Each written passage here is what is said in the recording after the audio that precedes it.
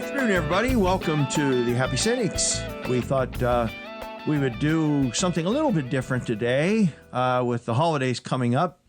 Isaac and I just kind of talking about Christmas and holiday movies.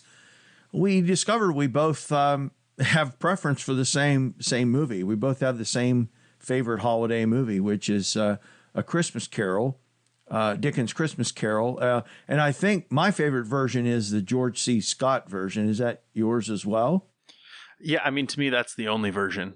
Well, I have Maybe watched... I'm a little bit. I have watched two of the older versions. I mean, there's the Alistair Sims version, which, you know, if you read like, what is it, IMBD or IBMD or whatever it is, you know, the movie database. Okay. Oh, IMDb. IMDb, yeah, International Movie Database, whatever. They basically, you know, and other sites, they talk about Alistair Sims being the definitive version or whatever. Interesting. I really like George C. Scott's portrayal of it, and I like that version of the movie because it does seem fairly close to the book. There's not a whole lot that's left out there from the book to the movie, and the things that they added, I think, which there aren't a lot, but the things they added, I think, really were nice touches. They're not just kind of for effect. They actually do kind of tighten the plot a little bit. So, what do you like about the movie, Isaac? Well, it might be winner by default for me. Okay. Although I do genuinely like it as a movie, I don't really like other Christmas movies. Oh, really?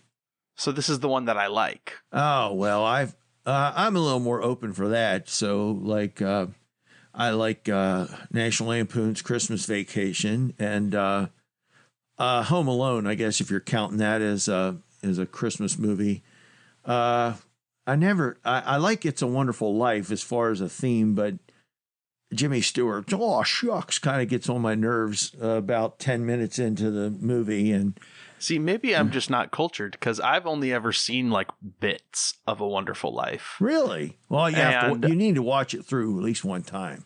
I've never seen Christmas Story, which I know is a classic. Oh, yeah, and I've never seen National Lampoon's Christmas Vacation. I like Christmas Story. With Peter Billingsley. I avoided that one for years, and then my wife started watching it, and I kind of got interested and was watching different parts, and it's just kind of a nostalgic movie. It has a lot of like spoof type stuff in it, but it's not really like a heart-wrenching. I guess Dickens' Christmas Carol has always kind of been had kind of a sweet spot for me because I tend to really get annoyed by all the busyness that happens around the holidays. And I get really annoyed by having to run here, run there, and there's this Christmas program, and there's this Christmas party, and there's like something to do like every night of every weekend or whatever through the whole month of December.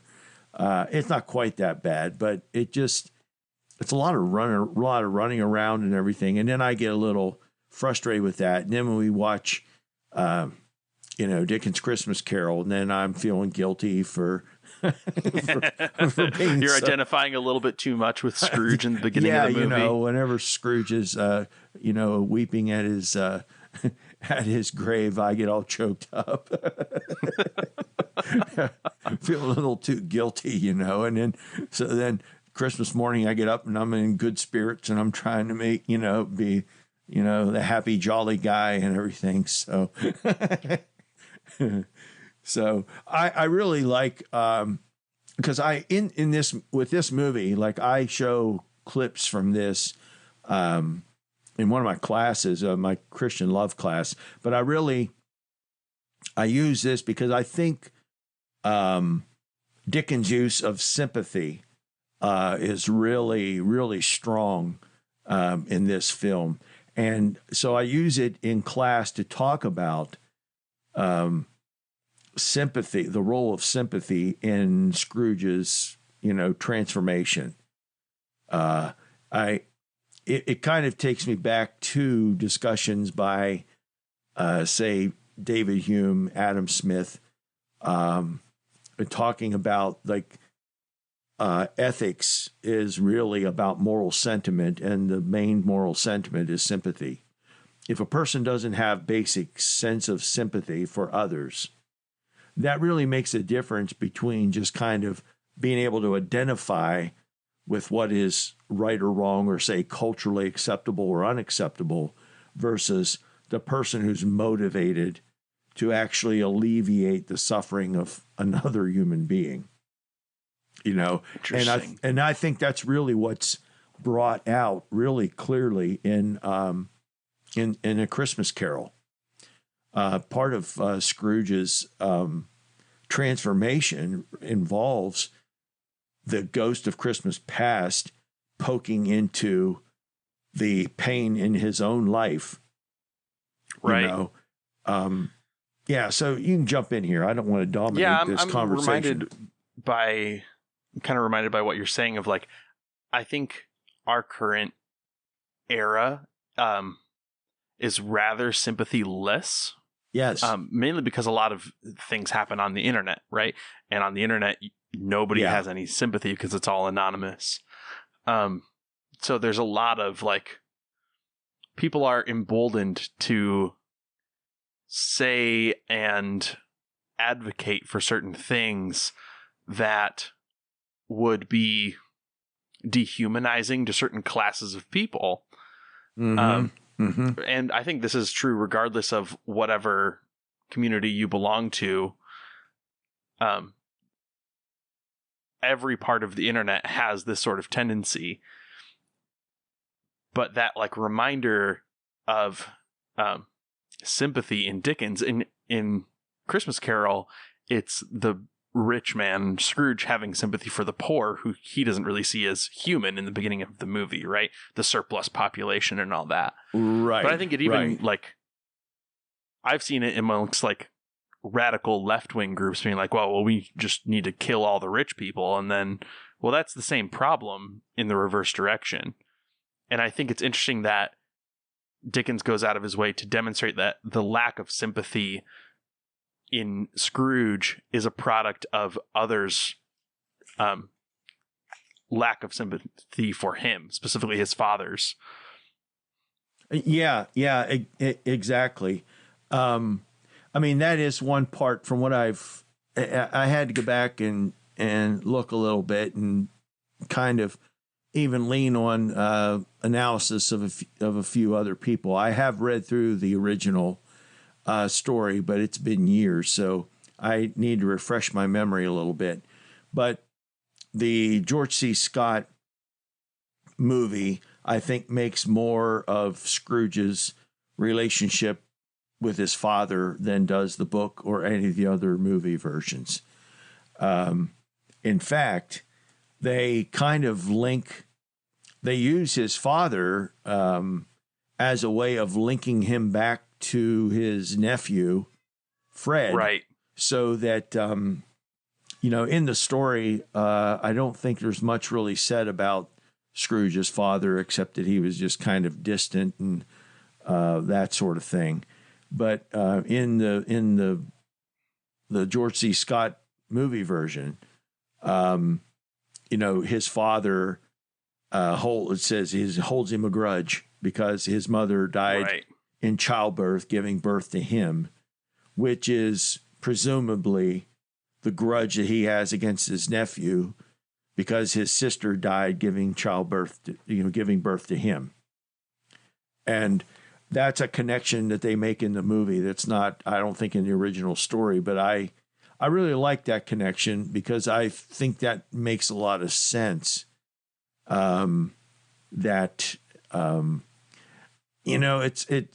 There's so many fascinating characters that it really Scrooge can't identify with. And I think that's interesting what you were saying about Scrooge being unable to identify with the poor. And that really is something. And there's also, like, when those guys come to ask him for a donation at the beginning of the story, he's Right. like, I don't have time. I don't make Merry Christmas myself. I don't have the time, or the money to, I don't have an interest in making idle people merry either. And I was like thinking, Scrooge must watch Fox News, because the poor are just idle people who won't take care of themselves. And, anyway, that was a cheap shot, I guess, but I don't think it's really that far off from a lot of the rhetoric I hear. After all, it's like, there's part of that mentality that's addressed in the story that, well, poor people are in that spot because those are kind of the bad choices they've made for themselves, or they don't have enough ambition to make something better of themselves. And so they kind of tackle that head on. And in the movie version, they actually expand on that, because I think, you remember the scene where right before the Ghost of Christmas Present with, Edward Woodward, before he leaves him there, they're in that, like, it's like an alleyway with like a little underpass. And there's that family where they got some potatoes that fell off the truck, and they were roasting them in the fire. And the guy was there with his family, and he said about sending them to the poorhouse. And she says, we'll be split up and we won't ever see each other again. And he was like, I want to work, but there's no work, and right.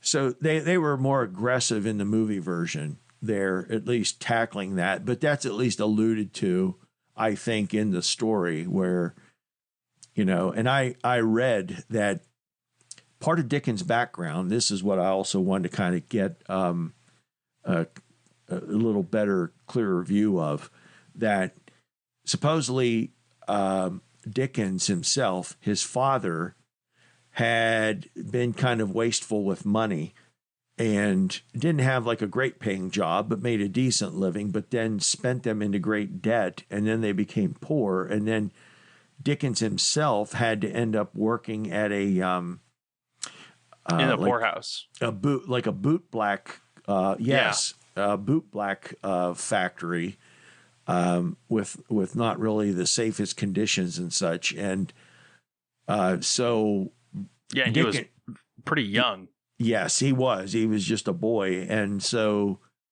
there's that element of it. And you kind of see that. I think you kind of see that also, it kind of embodied in Tiny Tim. So this notion that, well, the poor, sick people, they're just irresponsible.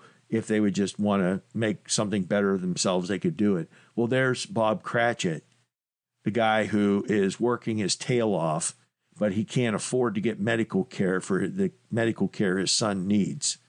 And it's not because they're lazy or anything like that, because even the older boy then is offered a position by Fred, the nephew. Right. And he goes to work to help support the family. So this notion that, poor people, they're all lazy and they have themselves to blame. Dickens is I think he's pretty obvious that, it's just that there are some people that only get the crumbs thrown to them. They're willing to work hard, but nobody wants to pay them well for what they're able or willing, what they're able to do. And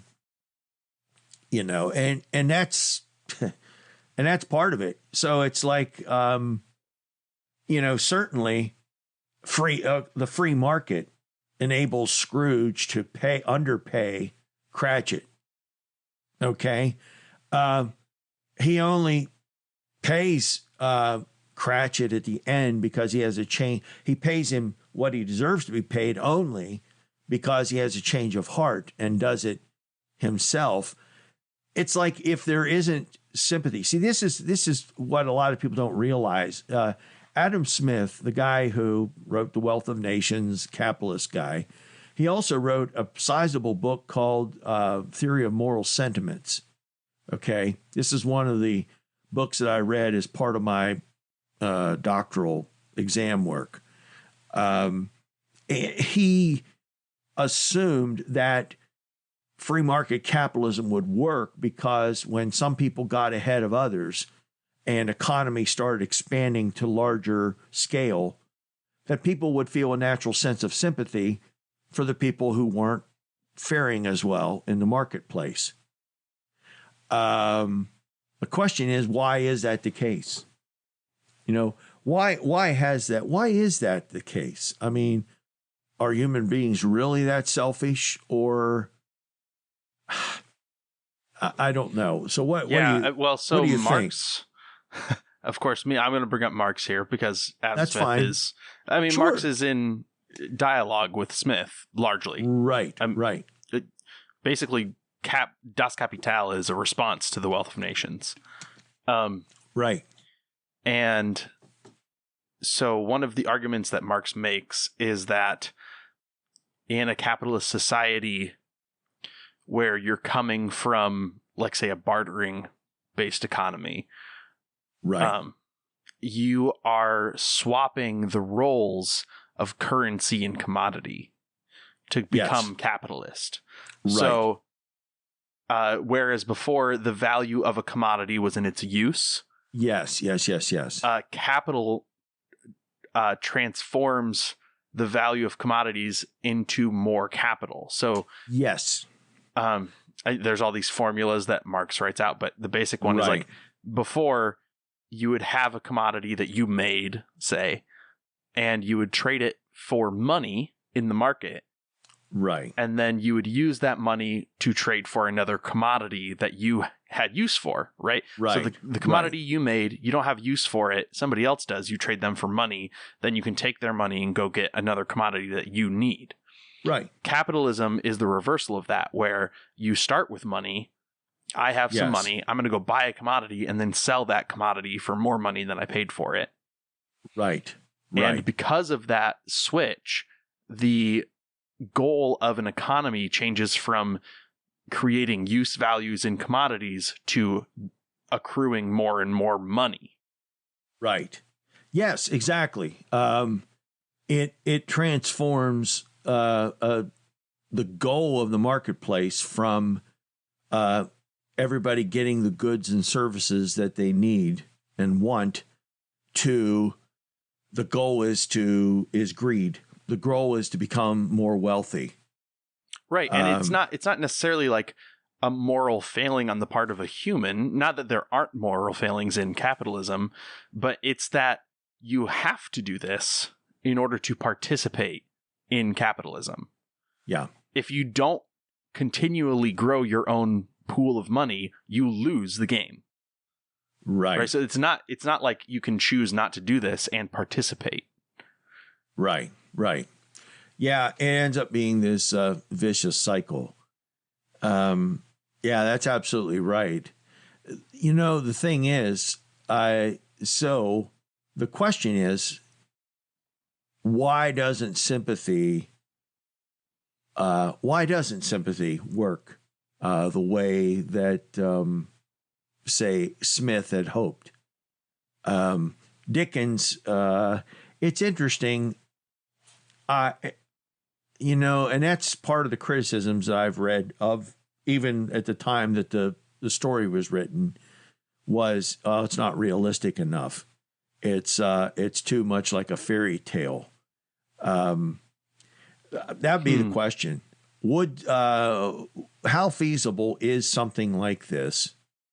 I mean, I've never heard of any real life story where some uber wealthy person all of a sudden has a change of heart and then wants to give it all away, or at least, you understand what I'm saying?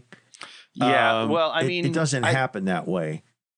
I don't know if, like, the way Scrooge experiences it with like 3 ghosts or 4 ghosts coming to visit him in the middle of the night. That's not real. But there are writings from, the late 1700s, early 1800s, especially out of England. And this is before Dickens, but there are writings from the wealthier, more, not necessarily like upper class, but middle class people who at the end of the 1700s, there was this massive grain shortage in the UK.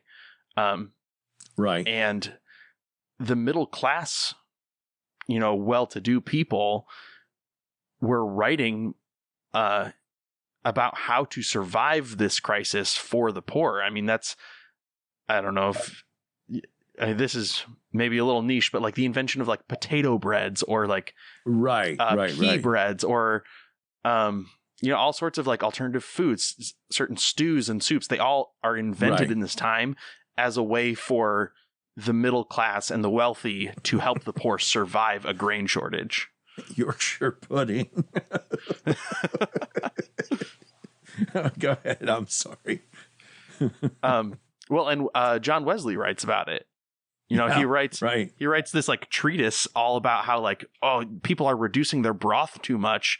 And, if you boil a broth too long, then you can't feed as many people with it. So there are people of well-to-do status who are concerned for the poor, but to the extent that there would be like a structural like restructuring of how a business's finances works, and like a new like found family sense with your employees. I don't know if that has ever happened.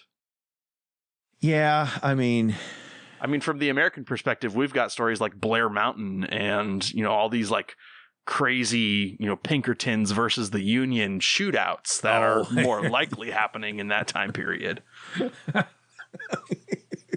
Yeah, forgot about them. Yeah, that's true. It really is. It really is an inspiring movie in the sense that, to a certain extent, I think it really illustrates really well that for somebody to undergo, let's put it this way, a person's virtues or vices, a person's strengths or weaknesses, like a person's patterns, like we don't develop these overnight.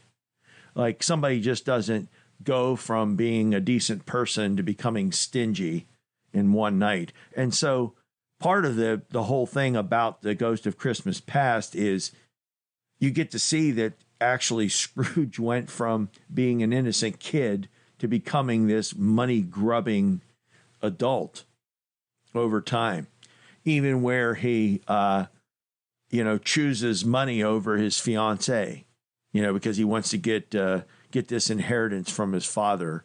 And the girl came from a poor family and didn't have any dowry. It's like, I don't know. Gee whiz. But he doesn't get this way overnight. And so there's like the pain of, caused by his father, and then the loss of his sister, the loss of his fiance, but yet in his mind, money is the only thing that he has to speak up for himself. And that's what's interesting also. I think that some of that dialogue was added. It wasn't in the book, I don't think. But like where Scrooge says, well, one has to speak up for one's own life, don't you? Or something like that. And whenever he says, whenever Cratchit toasts Mr. Scrooge, the founder of the feast, and then his wife goes off on this big rant and everything, Scrooge is like, George C. Scott standing there, like grabbing his lapel, all proud and everything. And then he tells the ghost, well, he is right. It's my acumen for business and stuff. And I've achieved financial success. And the spirit's like, big whoop, or whatever. And well, yeah, it's like a hard cut to here's what it cost you, and it's his fiance walking away from him. Yes. And so the only thing that Scrooge has to show for himself is his money. And this is what to me is so moving, that, okay, Scrooge doesn't have, I would say this, Scrooge doesn't have a good example. If it weren't for Fezziwig, Scrooge would have never changed. Because it's Fezziwig that gives him a model to follow after that he did not have from his own father. And that's what I like at the, I think I don't know. The dialogue may actually come from the story itself, but at the end, where he tells him to go out and buy some more coal, after Scrooge, makes him a partner and everything, and then he tells him, he says, go out and buy some more coal before you dot another I, Bob Cratchit. Well, that before you dot another I, that's like a Fezziwig expression. Right. Remember whenever they were having the Christmas party and he's like, okay, Master Ebenezer, Master such and such, you put away those old dusty ledgers and don't you dot another I because we're going to celebrate, and so it's like at that moment that Scrooge has either consciously or unconsciously decided to basically become the next Fezziwig. That to me is what is inspiring in the movie. It's not that somebody, necessarily has to be a ratty person so that whenever you change to the good, everybody, make such a big difference. It really has to be, to me, like the main message is to be the kind of Fezziwig character. He's not an irresponsible guy, but he's a guy that has things in proper perspective. And he knows how to do business, but then he also knows how to have fun and enjoy what he has. That's what's different in the one of the things that's different in the Alistair Sim version. Have you? I don't think you have you. Did you say you've not watched the Alistair Sim version? No. Okay. Well, in that version, what happens is that they actually have a scene where when he and Marley go into business for themselves, they actually run Fezziwig out of business and take over his business. He basically stabs Fezziwig in the back, and then Scrooge, because Scrooge and Marley manipulate to where they become the majority shareholders in the company, and then they take over the business, and they take Fezziwig's establishment off of him because that's part of the whole corporation or whatever.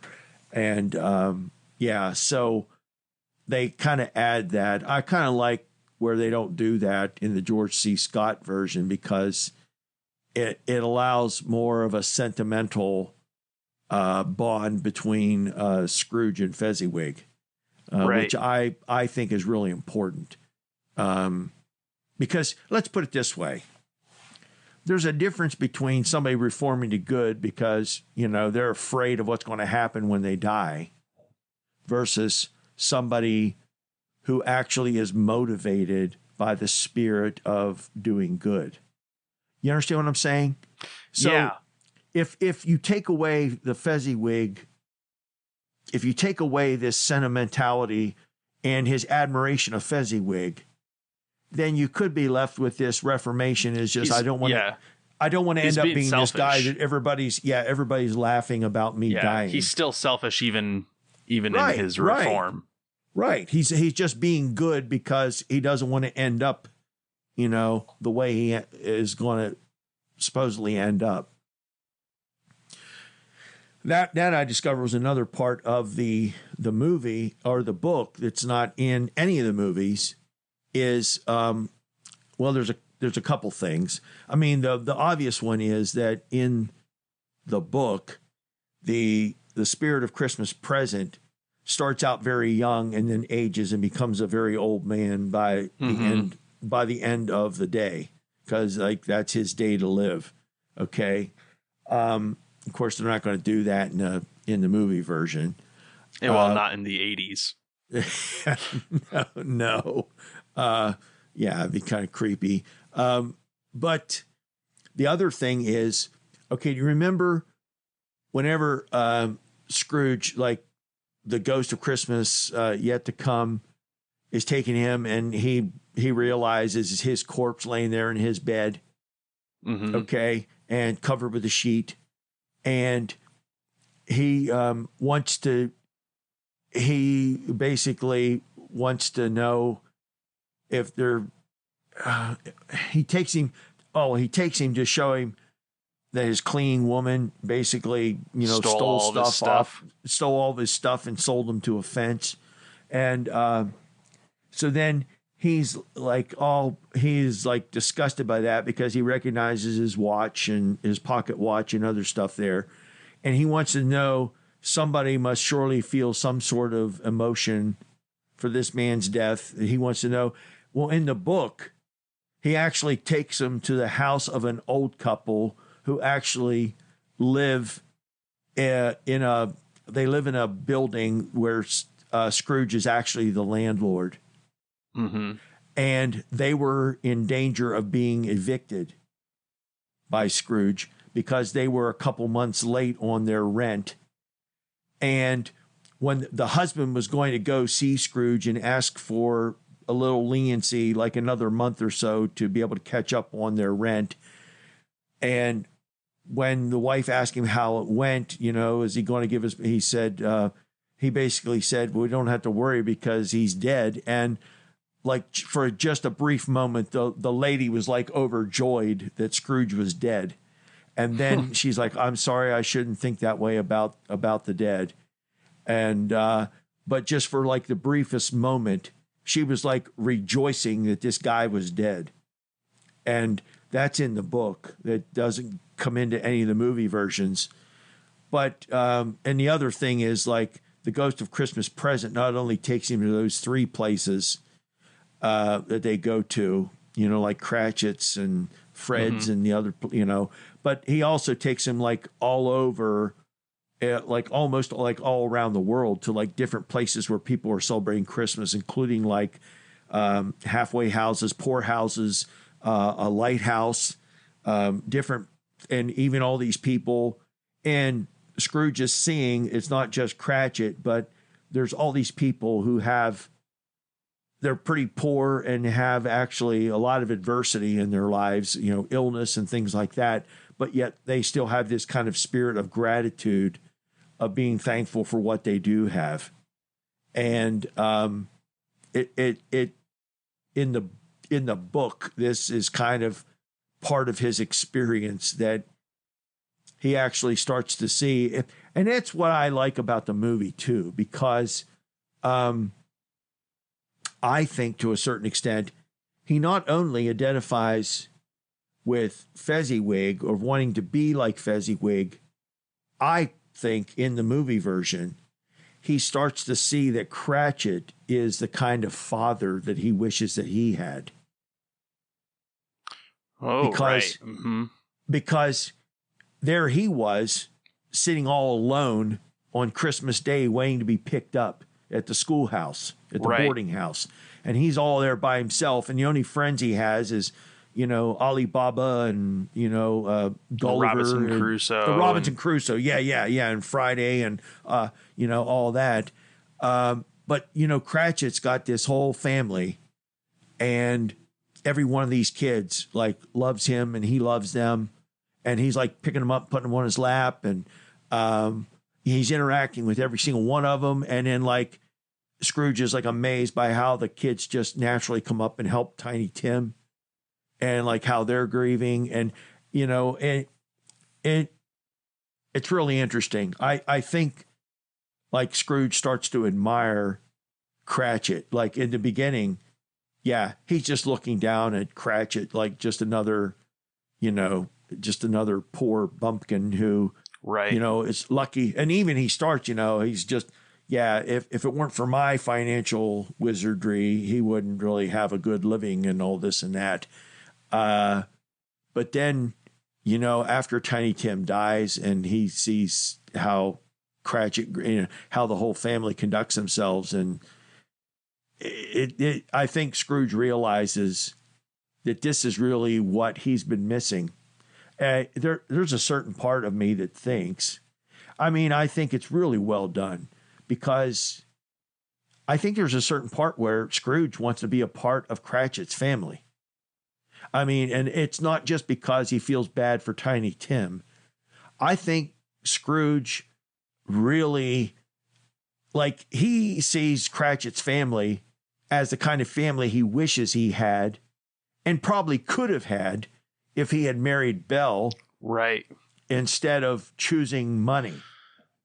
Yeah. And he realizes that, yeah, even though a certain amount of money is needed, because then he knows he needs to give Cratchit more money, but yet money itself is not going to buy happiness.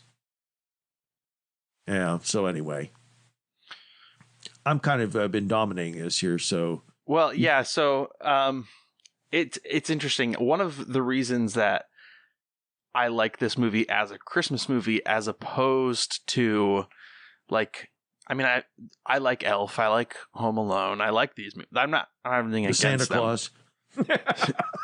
The Santa, I could talk for a long time about the Santa Claus. That movie is wild. That movie has like a Mission Impossible sequence with elves played by. I mean, it's just what a wild movie. Elves with attitude. Yeah, and tinsel. I mean, and they're bringing it back. You know, they're bringing the Santa Claus back. They're giving Tim Allen a series on Disney Plus to make more Santa Claus content. Oh my golly! Wow, I didn't know that. It'll be interesting. Go ahead. But the reason Christmas Carol, and this has been since I was a kid, is my favorite, is because Christmas Carol kind of exists outside of the cultural, like, I don't know what to call it, like fervor, or like there's like a mass psychosis around Christmas from my perspective, that the minute Thanksgiving is over, our entire society loses its mind, and it's just Christmas everywhere all the time, and people are spending half of like their monthly budget on this one holiday. I mean, I feel like our culture just goes insane for months. I mean, people are putting on Christmas music after Halloween. I mean, this is just nuts. And Christmas Carol, I used to do doesn't really indulge any of that. Right. Whereas all these other Christmas movies kind of do. But also, Christmas Carol is resistant to that.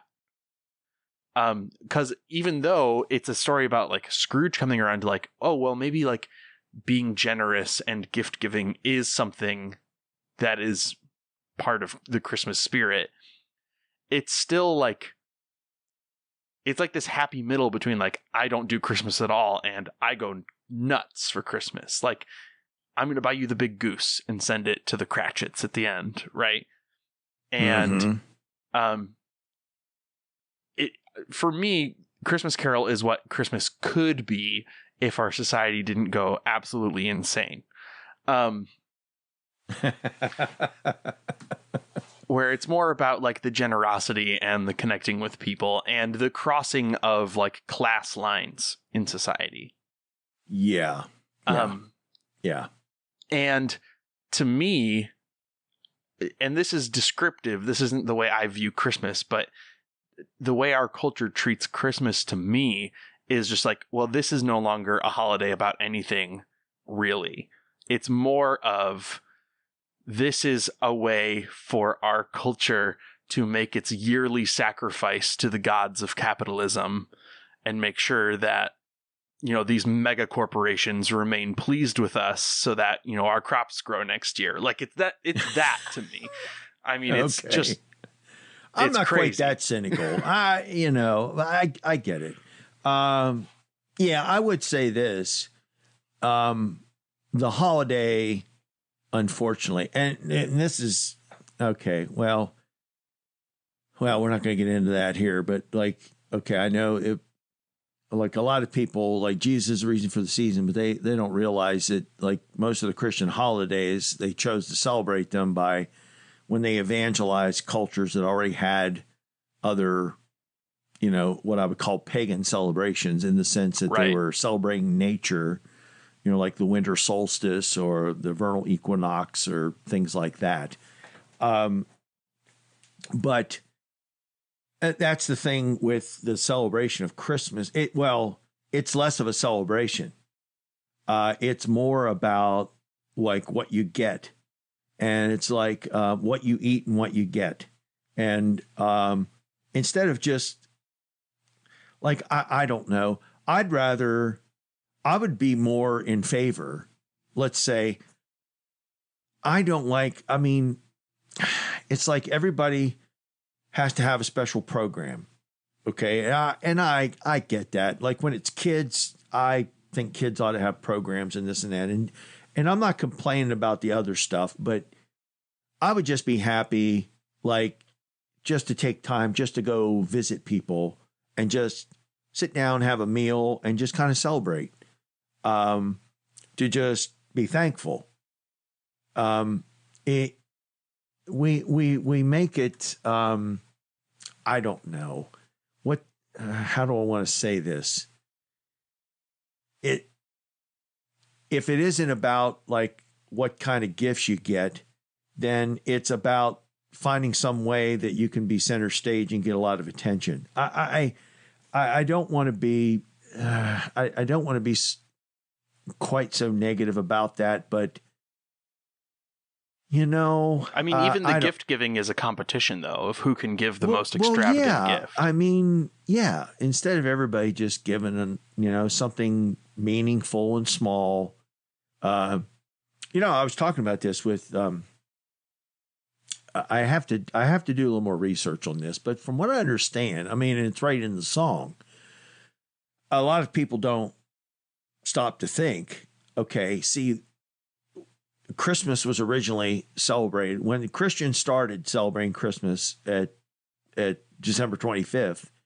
Well, it was a 12-day celebration because the winter solstice celebrations usually went for 12 days because 12 being such a great number. Well, that's why Christians have Christmas and Epiphany being 12 days apart.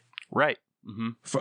So there were 12 days and it was, from what I understand, it was similar to, say, like the Jewish celebration of Hanukkah, where instead of like being a big pile of presents, you just give everybody one small gift every day.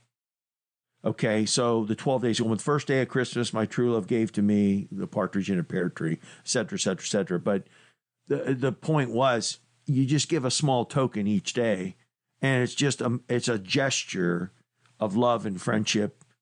But now it's like, we don't want to do that. We don't really want to spend too much time with other people. And so it's like, we got to do it all at once. So it's like we shove all the gifts under the tree, get all your gifts at one time, and we open them all up. And I don't know. It's like it's like anything else. That's where I kind of one of my favorite parts of the movie is just like Fezziwig's Christmas party. It's just like one violin, and everybody dancing around, and just having a good time.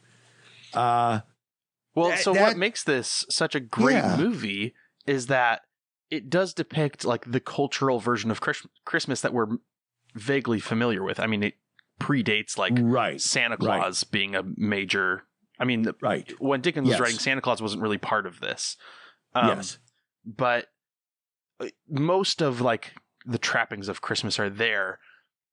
And what the story is trying to say is that like the proper, and maybe this is me reading too much into it, but like the proper contemplation on what this holiday is about, of like the incarnation of God in man, is to cross class boundaries and reach down to people who you see as lesser. I mean, even the Cratchits see Scrooge as lesser, and what's his name? Mr. Cratchit, Bob Cratchit, I think, is Bob still Cratchit. Trying to show like, even though Scrooge does not share our values, like I'm still going to say a blessing to him, show my thanks to him.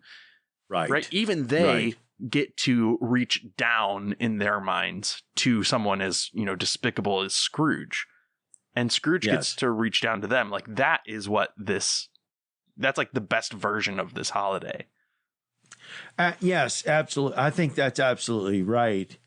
And it's interesting from that standpoint, just because of, say, the Gospel of Luke's account of the birth of Jesus, with it, being in the manger because of the, because of the census and all that. But the idea is like,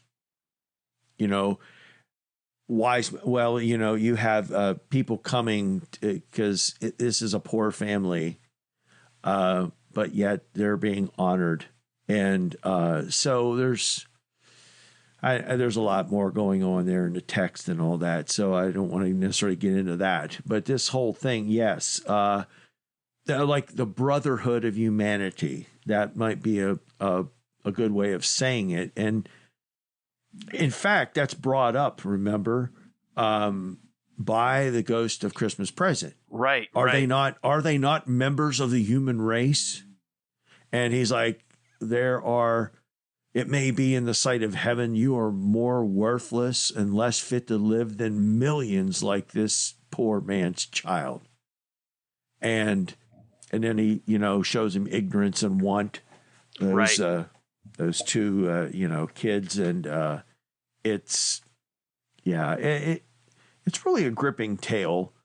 But there's a lot. I think, Dickens is trying to say a lot through it as well.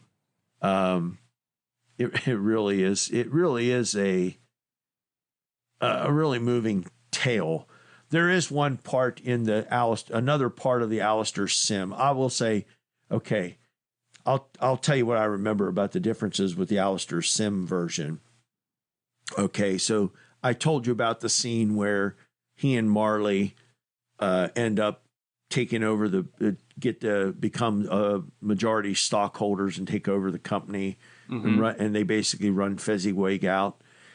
Scrooge feels like somewhat guilty about that, because when they're taking the sign down and he sees Fezziwig taking his stuff out of the building, he like kind of turns away so Fezziwig won't see him. But then there's also this scene that whenever his sister is dying after giving birth, he goes in to see her and he's like, you can't die. And then, they tell him he has to leave. And then right before she dies, she says, Ebenezer, like she doesn't realize he's left the room. And she says, Ebenezer, take care of my son. And he never heard her say that. And then by visiting with the ghost, then he hears her say that. And then he's like, I'm sorry, Fan. And he just like starts weeping bitterly.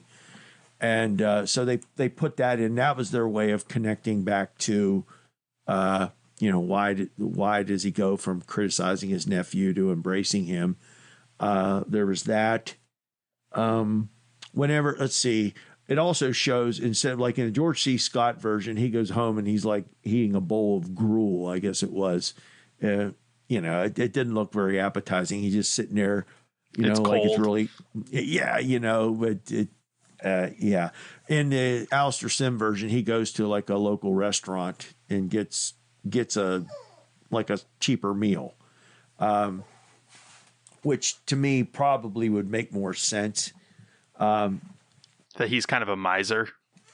Well, yeah, because in that he eats a prepared meal at a restaurant, but then he asks the waiter for more bread, and he said he can have it, but it would cost so much more, couple cents extra or whatever, so much extra. And he says, no, forget it. And he didn't want to spend extra to get extra bread.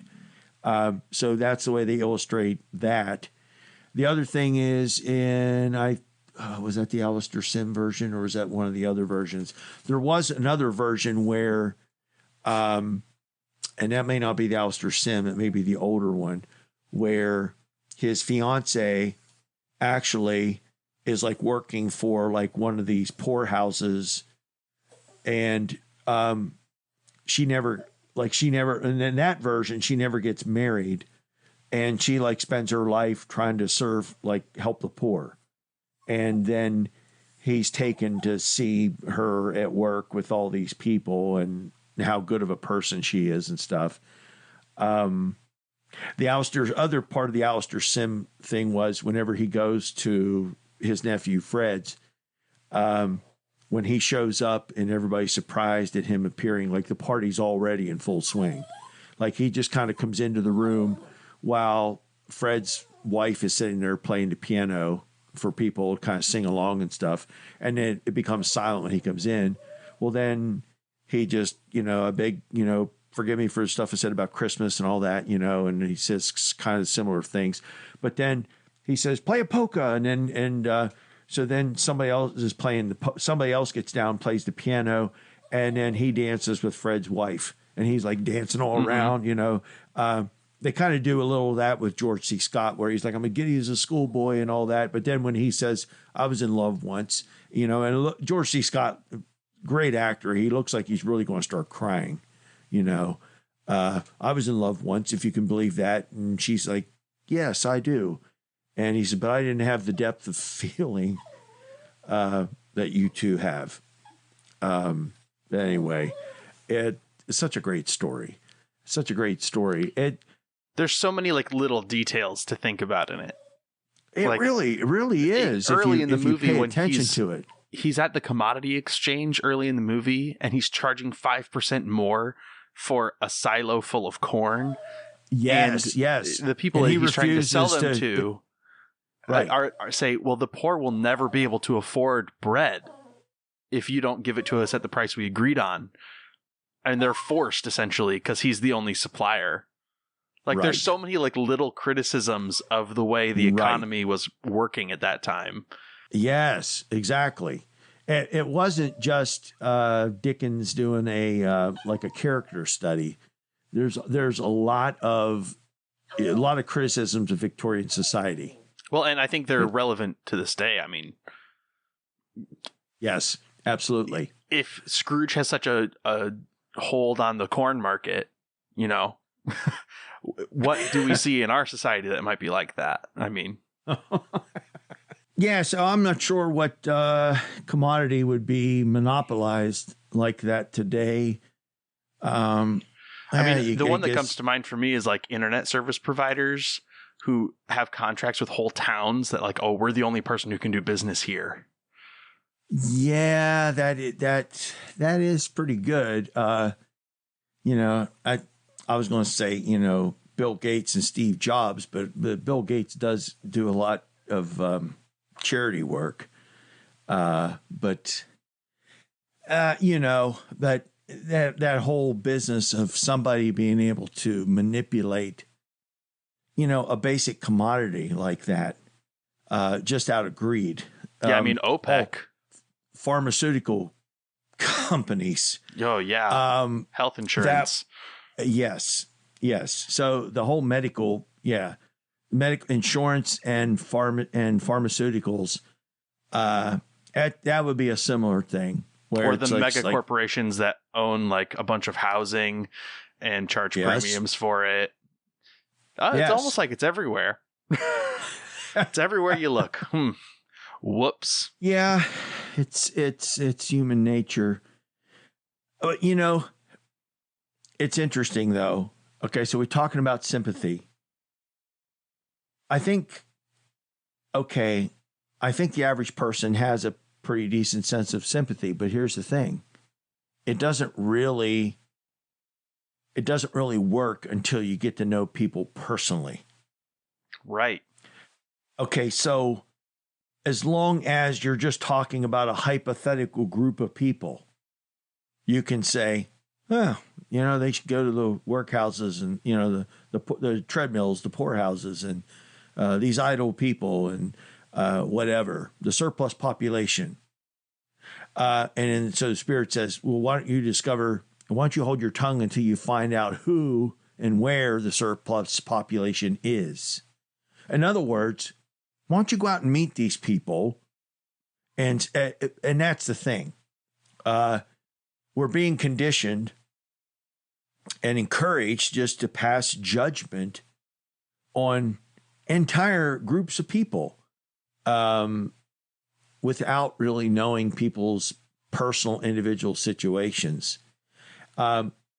This is why if people don't spend time to actually cross paths with and rub elbows with people outside their own circles, sympathy will never function at the level it should. I don't know. A lot of it really does really revolve on people being willing to get involved in the lives of other people. And Scrooge wouldn't have if it hadn't been for those spirits. Those spirits basically force him to have to become aware of these other people and become acquainted with their lives. Yeah. It's interesting that like how important a role a narrative plays in discovering sympathy for groups that you're not like familiar with is like hearing their story and then seeing your story in connection with it. I think is really a powerful element of Christmas Carol. Well, absolutely. Absolutely. I think everybody can relate to that. Well, exactly. So it's like everybody can feel isolation and loneliness, regardless of whether you're rich or poor. So, okay, and maybe this is stretching the parallel stuff a little too much. But for example,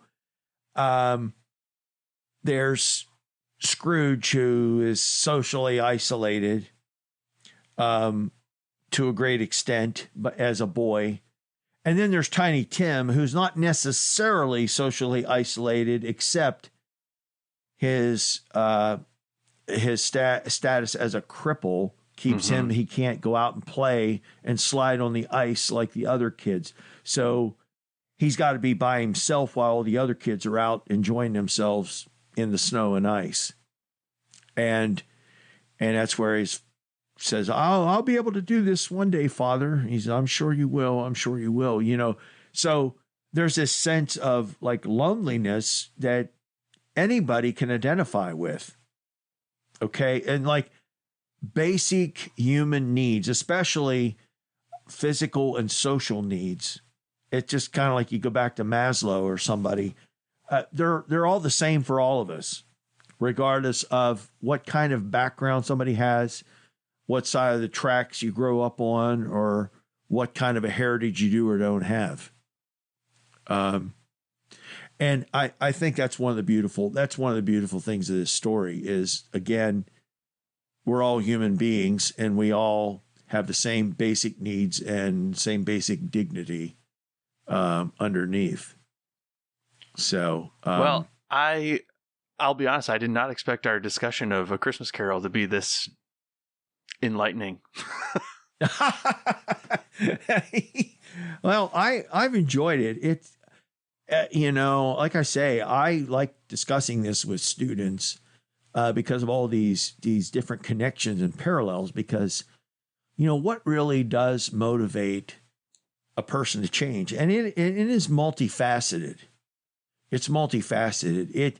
It's not only you have to deal with, like, if part of a person's problem is pain from the past, you have to deal with that. But then also, even if you've got bad patterns, how do you know how to reform? I mean, and that's why I think some like Fezziwig and Cratchit become important to Scrooge, because they actually now become the examples that he was lacking from his own father. And the only thing about, it would have been interesting in Dickens' Christmas Carol that we don't ever hear anything about. And we do have that mentioned. I take that back because in the movie version, remember, his father was holding a grudge because his mother died in childbirth. For most people, there would be a mother figure, and then the mother figure would kind of temper, perhaps, or be, somewhat counter the influence of the father in that regard. But that's for whatever reason for Scrooge. Yes, but then she ends up disappearing from his life too young because of his nephew, Fred. Yes.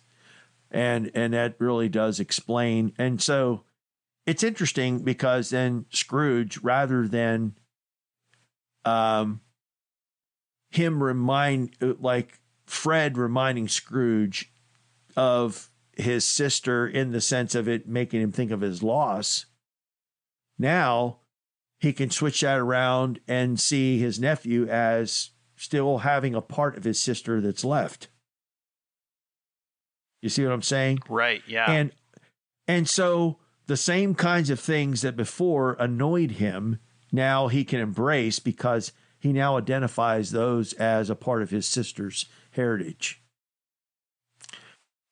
There's a part of Scrooge where I think that he even realizes like his inability to get along with his nephew would have actually been probably an inability to get along with his sister had she still been living.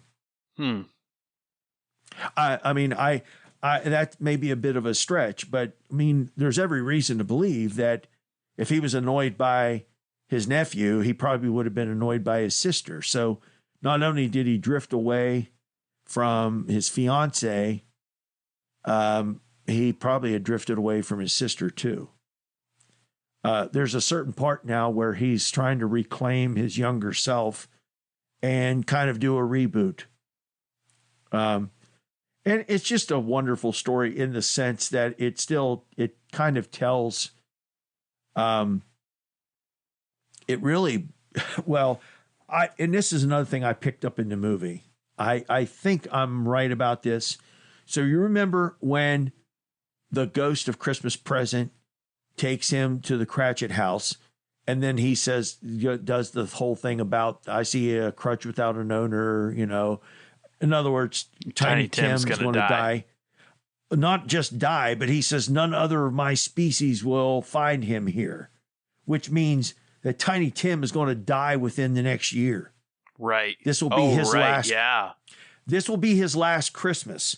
And then whenever Scrooge wants to see some sympathy, then he takes him to Cratchit's house where they're mourning Tiny Tim. So the implication is that Scrooge has probably died around the same time as Tiny Tim. Right. Which means that Scrooge himself, if he doesn't do anything to change, is probably going to be dead within a year. And so Marley wasn't just blowing smoke. This really is his last chance.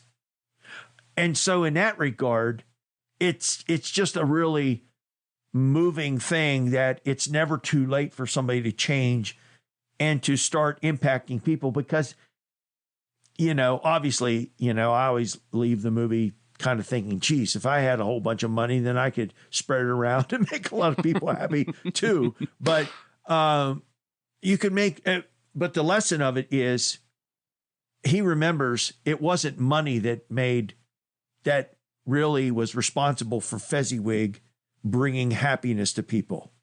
It was Fezziwig, he says, right. Yeah, he says the happiness he gave was like it cost £1,000. And Scrooge realizes now, okay, it's not all about money. You can bring happiness to people without money. That's like a shock to his system. Right.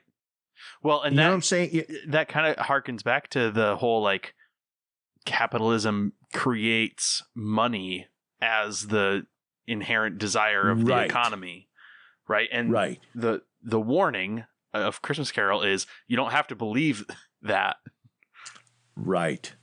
And I think anybody listening to this is going to be like, well, of course I don't equate money with happiness, but you might.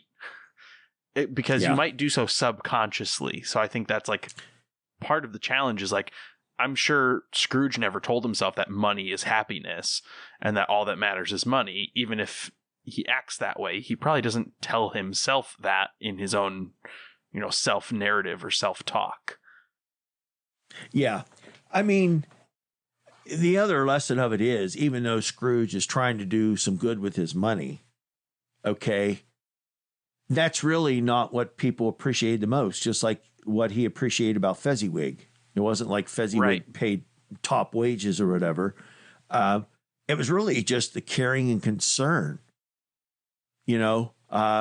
And it's the joy that Fezziwig gives to his employees and those around him is of a greater value than any of the money he ever had. Because, and that's what I think helps Scrooge decouple the idea that the only value is monetary. Well, yeah, there's a certain type of riches that is not monetary, and that is what is of more enduring value. And that's what Scrooge decides to do. I mean, that's what leaves a legacy, is when you impact lives, heart to heart, mind to mind. And for me, it's such an inspirational movie in that regard. And it just reminds us too that, happiness isn't like I got to have the latest version of, phone that's out there or whatever. I mean, these things are good and necessary, and we should enjoy what we have. But a lot of it really has to do with being connected with others and being grateful for what we do have. I mean, yeah, sure, that Cratchits had a great feast on Christmas Day because Scrooge sent them that big turkey. But whenever they visited originally, if Scrooge had not sent the turkey, they just had a small goose, but they were all happy to eat a small goose. Right. Yeah, I think the other side of that coin is Scrooge learns that his value to society is not just his own work, that he has value outside of what he contributes in terms of the labor force. That, yes. And as a person, and it's like the end of the story. And I think they've got Robin Rees, the guy who's the actor playing Fred, doing the narration in the George C. Scott version. But it's like he became as good a man, as good a master as the old city ever knew, or something like that. It really has to do with being a person who brings joy and appreciation. So it's like he walks by these people, instead of being annoyed by the noise, he's like thanking them for their wonderful music and, being nice to these guys who are collecting for the poor. And these guys are like all giddy and everything now. And that's what he starts seeing. It's not really about money. And I think that's what also, makes Scrooge realize that it's not just his money that people are interested in. If he will just be the kind of person who tries to be a friend to others, then he'll find that he's never going to be lacking friends. He doesn't want to die alone. And that's really the thing. It's not like, even though Marley starts out with, he's got the chains and the money boxes that he's got to carry around, and Scrooge's is like going to be way bigger than that. That doesn't really get mentioned throughout the rest of the story, not that I can recall. So it's not really Scrooge is like, I'm like going to be like Marley, But he does say at the end there, like, when he vows that he's going to change, and he thanks Marley for, he's like praying and saying, I vow, Jacob Marley, I will keep my word, and I'm going to learn these lessons. And so anyway, it's just such a wonderful story. And it's nice to have a Christmas themed story that actually kind of captures, I think, what would be, I would say, the highest ideals of Christmas. I want to say the true spirit of Christmas, but I realize that from, the Christian religious interpretation, that wouldn't maybe be quite accurate. But I would still say those ideals are still the same because it's reflected in the nativity story of Jesus. Yes. Yeah. And kind of to circle back to the beginning of this conversation, part of the reason I don't like other Christmas movies is because I think a lot of Christmas movies reach for that, like, oh, what's the true meaning of Christmas thing? And they all get it wrong, in my opinion. Like, Home Alone's ending is like, oh, well, it's all about like family, but it's about going beyond your family to people you don't know, to people you're not comfortable with. And Christmas Carol does that. Like, Home Alone's entertaining, but it does not. It doesn't do, as far as I'm concerned. It's like, I mean, it's a great movie, but it's not. It's I not mean, the it depth is, of but Christmas Carol. even like when the rest of the family comes home, like she is like, you know, really concerned, and she's sorry, you know, about what happened between her and the boy, and all that. But like the father just like comes in, Kevin, you know, like it's like no big deal or whatever. It's like, geez, you know, if I left my kid back in Chicago while I was over in France, I'd be like panicky. And he's like, oh, yeah, he'll be all right. You know, it's like, geez, you know, man, it's like, good grief. You know, you'd have a CPS there next week, Child Protective Services. It's like, what are these people doing? Yeah. My least favorite theme that movies reach for, like, the Polar Express reaches for this idea that like, oh, Christmas is about believing things. Like, oh yeah. That's another thing that Christmas Carol does right, is Scrooge never like really believes what's happening to him is real. Like, he's always kind of like, what is like this? Like, he always ends up back in his bedroom. Like, is what I experienced just real? And then at the end of the movie, it doesn't matter. Right. Yes, exactly. Even if the whole thing was a dream, it was the meaning he got out of it. Right. And it affected real change. And that's what was important at the end of the movie. Well, I think some of these other ones, like you were mentioning, when they talk about believe, they're just basically trying to suggest that, like, what do people believe? They're believing in like some kind of magic. I think that's what it is. And that's another thing about Dickens' Christmas Carol. It's not like somebody sprinkles pixie dust on him and all of a sudden he's a nice guy. He has to go through the whole grueling process of reevaluating his life and reevaluating his value system, remembering where he came from, remembering the people who helped him get there and things like that. And that's why I think it's such a wonderful story. I like that it's like genuinely scary as well. Like, what he goes through is terrifying. Yeah. Like, it pulls tricks that like horror movies pull. I read today that Dickens' Christmas Carol has never been out of print since he wrote it. It's still being printed. And Dickens himself, after, you know, the first couple waves, and even after he got involved in writing David Copperfield and some other stuff, he did live readings and would pack out like theaters for people just to listen to him read through the whole story. That would be a fun thing to go back in time and do.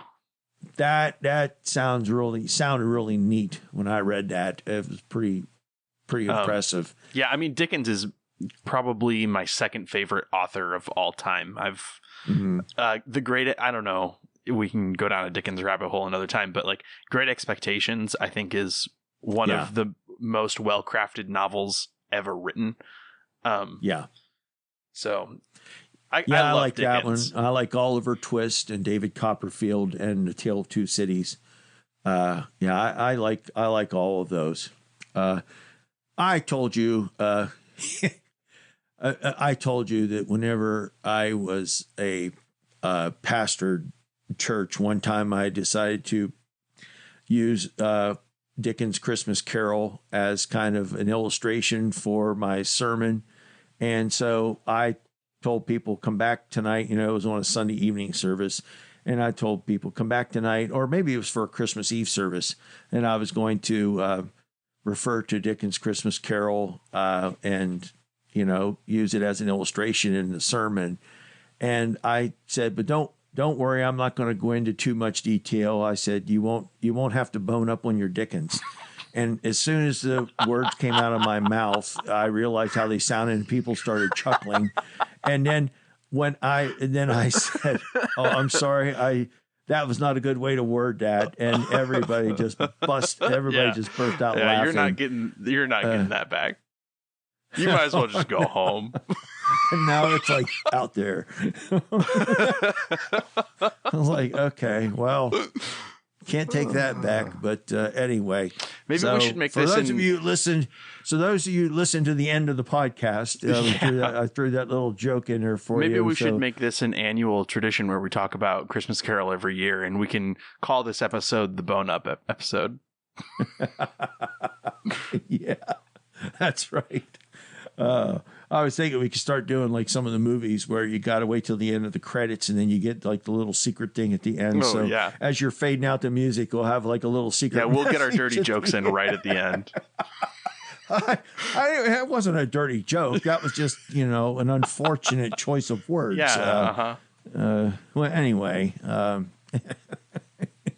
All right. Well, ladies and gentlemen, we're not going to be doing like holiday themes throughout the whole holidays, but we thought we'd take that opportunity and do that now. Anyway, and I've enjoyed this. I hope you have too. Yeah, very much. Good. Well, we wish all of you a Merry Christmas and a Happy New Year. And God bless us, everyone. Absolutely right.